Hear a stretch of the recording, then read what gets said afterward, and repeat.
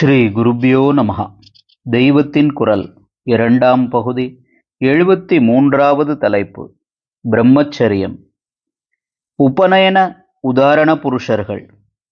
2 தெய்வ குழந்தைகள் மனுஷ்ய ரூபத்தில் அவதாரம் பண்ணின போது உபநயன சம்ஸ்கார விசேஷத்தாலேயே தங்கள் அவதார காரியத்தை பண்ணிக்காட்டின என்று நான் நினைப்பது வழக்கம்.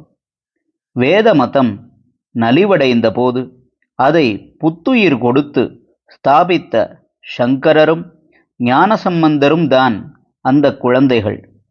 சம்பந்தமூர்த்தி சுவாமிகளுக்கு பால்யத்திலேயே உபநயனமானதை பெரிய புராணத்தில் சொல்லியிருக்கிறது.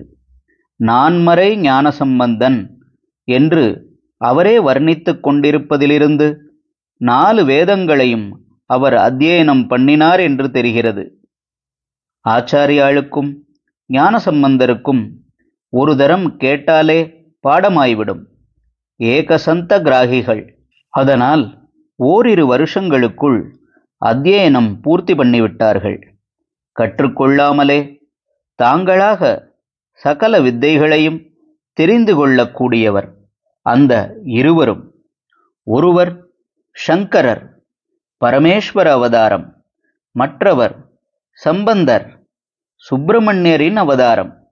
அப்படி இருந்தும் அவர்கள் உபநயன சம்ஸ்காரமாகி காயத்ரி மந்திர உபதேசம் பெற்ற பின்பே அவதார காரியத்தை விசேஷமாக செய்து காட்டினார்கள் என்றால் இது அந்த சம்ஸ்காரத்தின் அவசியத்தை சாதாரண மனுஷ்யர்களான நமக்கு அழுத்தமாக தெரிவிப்பதற்குத்தான்.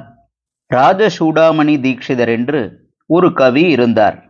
அவர் காயத்ரி என்னை அடையும் முன்பே சரஸ்வதி என்னிடம் வந்துவிட்டாள் என்று ஒரு ஸ்லோகத்தில் சொல்லியிருக்கிறார்.